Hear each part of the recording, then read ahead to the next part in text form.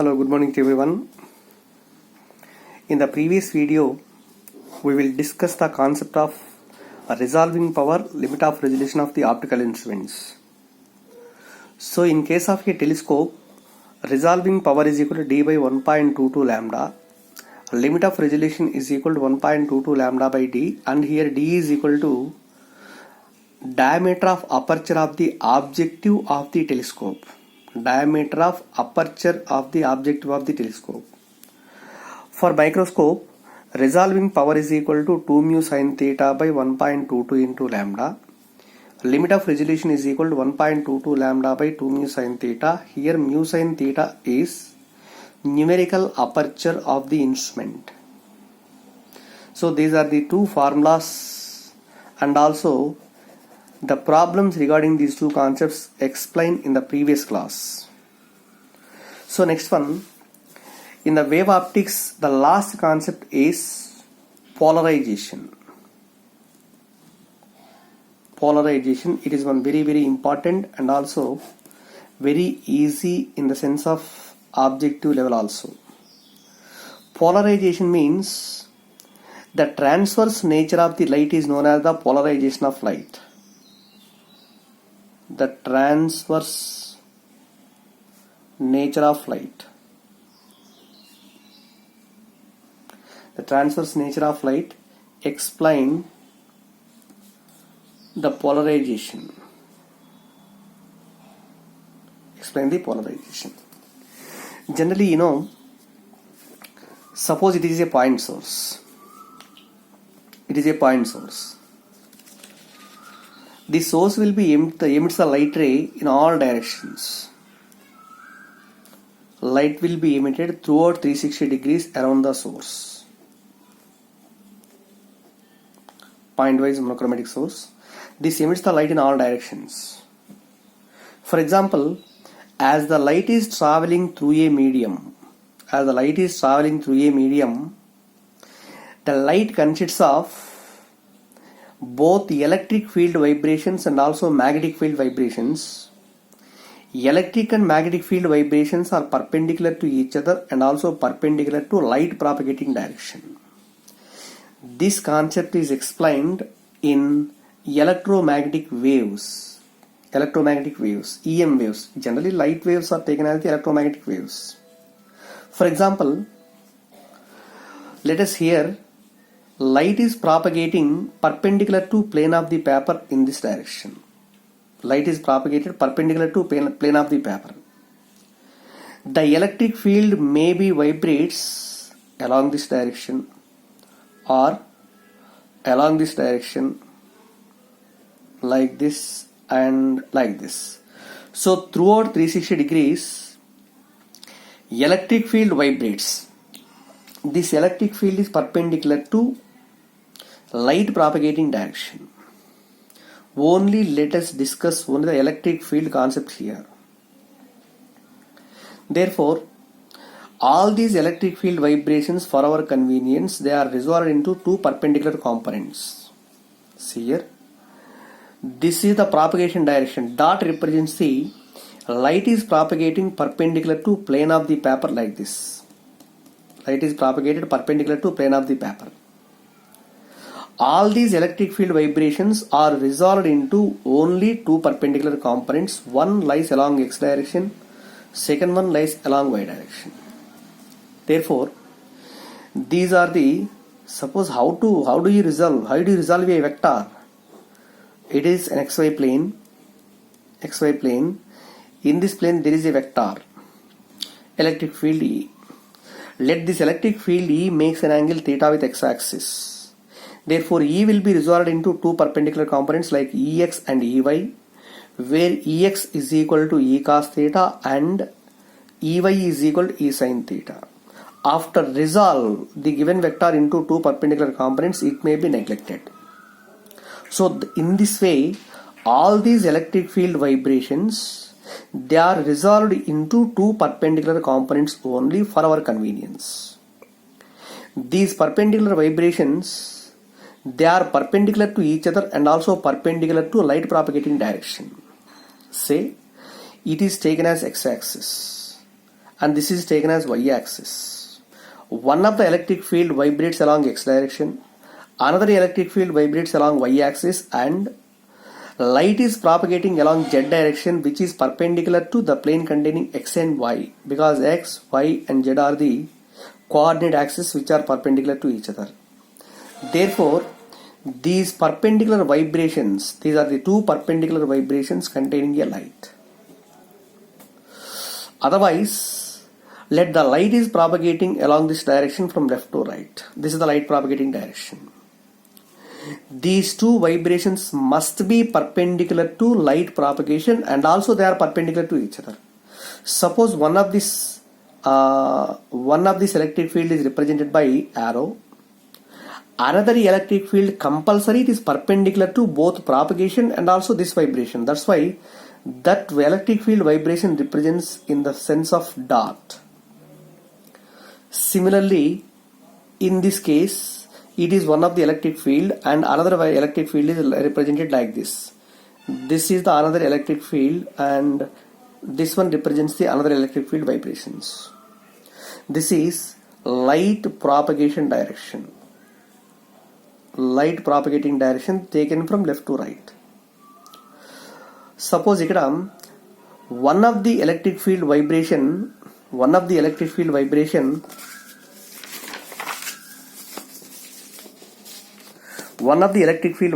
represented by arrow, another electric field is represented by dot. This is arrow and this is dot. This arrow components, arrow electric field vibrations, sometimes they are also called as the pi components. Pi components, and the dots are represented by sigma components. Arrow represents pi component and dot represents sigma component.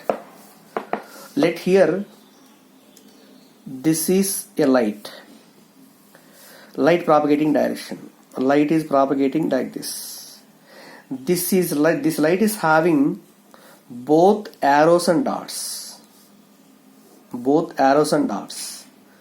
If the light is having, in this example, how many arrows are there? 3 arrows, 3 dots are there. And 3 pi components and 3 sigma components are there. If any light consists of equal number of arrows and dots or equal number of pi and sigma components, then the light is said to be unpolarized light. Unpolarized light, or it is also called as ordinary light. Unpolarized light or ordinary light. Now, in the other way, if the light contains only either pi components, this light is having only pi components, or the light is having only dot components, then this light is said to be plane polarized light. Plane polarized light.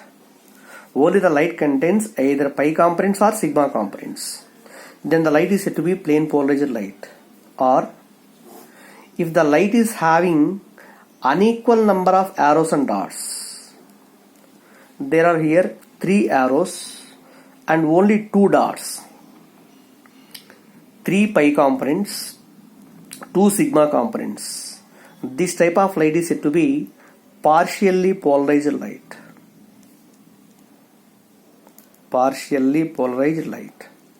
So that's why, depending on the number of pi and sigma components, the light is classified into 3 types: unpolarized light, plane polarized light, and also partially polarized light. If the light consists of equal number of arrows and dots, then it is said to be ordinary or unpolarized light. If the light is having only either pi components or sigma components, then the light is said to be plane polarized light. Plane polarized means here the vibration of electric field vibrations must lie in a given plane. That's why it is called as the plane polarized light. If the light is having unequal number of pi and sigma components, it is said to be a partially polarized light. Partially polarized light. Suppose here, now in this lesson, how do you produce a plane polarized light from unpolarized light, and what are the methods? So methods used to produce plane polarized light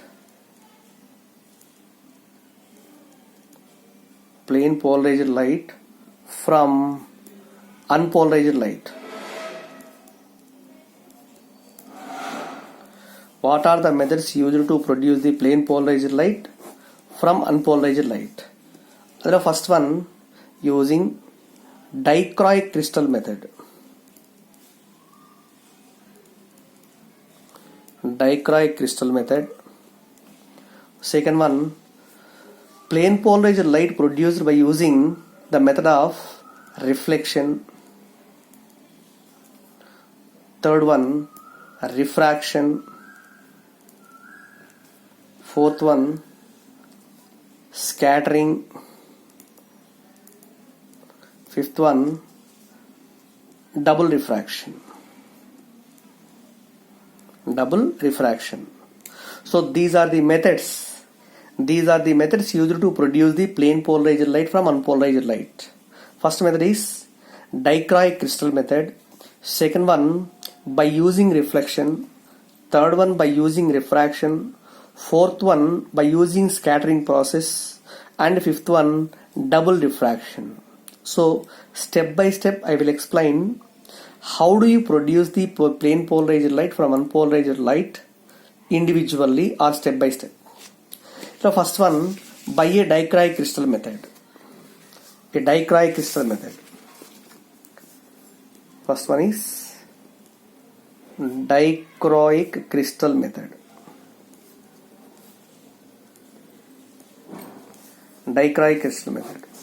In general, dichroic crystal means it is nothing but made of a calcite crystal. Generally, that crystal is taken in the form of a benzene type. It is taken as a benzene type, and this is the dichroic crystal. Suppose this calcite crystal may be cut into two parts along the optic axis. This is the optic axis corresponding to the device. Maybe it is taken as the optic axis. Let the given crystal is cut into two pieces along the optic axis, and again these two are joined by using a gum type material called Canada balsam layer. It is a Canada balsam layer. So this resulting one is known as the dichroic crystal. Means dichroic crystal is nothing but the calcite crystal. This is taken in the form of benzene shape, and it is cut into two equal parts along the optic axis, and the two parts are joined by using a Canada balsam layer. Canada balsam layer means it is just like a gum type material. So this crystal is called as the dichroic crystal. Means this crystal can produce a plane polarized light from unpolarized light. How? Suppose here an unpolarized light may be incident normally on the crystal like this. This is the unpolarized light. Unpolarized light means it is having equal number of arrows and dots. This is said to be unpolarized light. Suppose let the light passing through the given crystal, that's why the light emerging from the crystal consists of only one vibrations which are parallel to optic axis. Means the emerging light consists of only arrows. Say ela, ఇప్పుడు suppose this is a dichroic crystal. So on this dichroic crystal, ordinary light is incident like this. This is the ordinary light. Unpolarized light. This unpolarized light having some vibrations which are perpendicular to propagation of light and both are perpendicular to each other. Suppose one of the electric field vibrates parallel to optic axis that can be easily propagated through the optic axis, and this is the pi component. Second one, which is vibrated perpendicular to pi component, means like this. This is stopped at the optic axis or stopped at the crystal. Means perpendicular vibrations are stopped and parallel vibrations are easily emits out from the crystal. So that's why only the emergent light is having the vibrations which are parallel to optic axis. Therefore, this emergent light having only pi components. That means it is said to be a plane polarized light. Okay, now this is unpolarized light. This is plane polarized light. So that's why it is a device. It is a device, or it is a calcite crystal, which is a device used to produce a plane polarized light from unpolarized light. That's why it is said to be a dichroic crystal. Dichroism means selective absorption of light. Selective absorption means all the dot components are absorbed inside the material. Only arrow components must be emitted out. So, dichroic means selective absorption of light. Selective absorption. So, suppose this emitted light, maybe it is having more number of arrow components or less number of dot components. That means the main doubt is, this emitted light, is it plane polarized light or not? This can be once again tested by using the another dichroic crystal. So this is the another dichroic crystal. This dichroic crystal is also similar to first one, and this is the optic axis. Let the optic axis of the second crystal is parallel to optic axis of the first crystal, so that the intensity of light coming out from the second crystal will be equal to intensity of light coming from the first crystal. Suppose the second crystal is rotated like this, either clockwise or anti-clockwise. Second crystal is rotated like this. So, second crystal is rotated means this is the first crystal. This is the first crystal. Let the second crystal is rotated along this direction, such that the optic axis of both the crystals are perpendicular. Optic axis perpendicular means this optic axis of the crystal will be perpendicular to arrows. Perpendicular to arrow means arrow components also does not emits out from the given crystal. So, if on rotating the second crystal from 0 to 360 degrees, the intensity of light coming out from the second crystal changes from 0 to maximum. When it is 0, when both the crystals are placed perpendicular to each other. Both are placed perpendicular. Perpendicular means it is said to be crossed position. Rendu perpendicular unjinappudu intensity of light coming out from the second crystal is equal to 0. If both the optic axes are parallel together, intensity of light coming from the second crystal is equal to maximum. So that's why on rotating the second crystal from 0 to 360 degrees, let the intensity of light emitted from the second crystal changes from 0 to maximum. Then the light coming out from the first crystal is said to be perfectly plane polarized light. Right? So here, this is the first crystal. And what is the activity of the first crystal? It is used to produce a plane polarized light from unpolarized light. That's why it is called a polarizer. It is a polarizer. The second crystal, which is used to analyze the light from the first crystal, that's why it is said to be analyzer. First crystal polarizer and second crystal analyzer. So this is the first experiment done to produce a plane polarized light from unpolarized light by using a dichroic crystal or calcite crystal. Are you understand? Right. So again, the second method is polarization by reflection. Polarization by reflection of light. Polarization by reflection. Say for example, this is the surface of a transparent medium, like a glass medium. The surface of the transparent medium. Refractive index of the medium is equal to mu.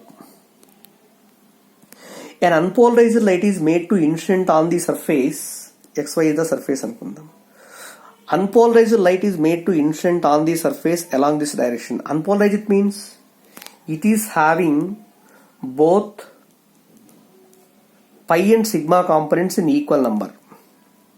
Let the light is incident on the surface, and this is the normal drawn to the surface. Angle made by this light with the normal is said to be angle of incidence, which is equal to I. So, as the light is incident on the given surface, it is a transparent medium, some of the light will be reflected and some of the remaining light will be transmitted or refracted into the transparent medium. So this is called as the reflected light, and this is refracted or transmitted light, refracted light. Both reflected and also refracted light rays, initially both are said to be partially polarized lights. Partially polarized means reflected light contains unequal number of arrows and dots. Refracted light is also having unequal number of arrows and dots. That's why both are said to be partially polarized light. To get the reflected light as a plane polarized light, angle of incidence must be changes. Suppose if the light is going like this and angle is equivalent to 30 degrees. Let the angle of incidence will be increases like this. Angle of incidence will be increases like this. At a particular angle of incidence, the reflected light contains only arrow components. Whereas refracted light contains majority number of dots and also some minority number of arrows. Reflected light contains only the arrow components. This contains only arrow components means compulsory it is said to be a plane polarized light. Therefore, the degree of polarization of the reflected light depends on which quantity? Angle of incidence. So, the degree of polarization of the reflected light depends on angle of incidence. At a particular angle of incidence, the reflected light is completely plane polarized light. Therefore, this angle of incidence in this case is said to be IP, and IP is known as the angle of polarization. IP is equal to angle of polarization. Again, angle of incidence is equal to angle of reflection. So that's why it is also equal to IP.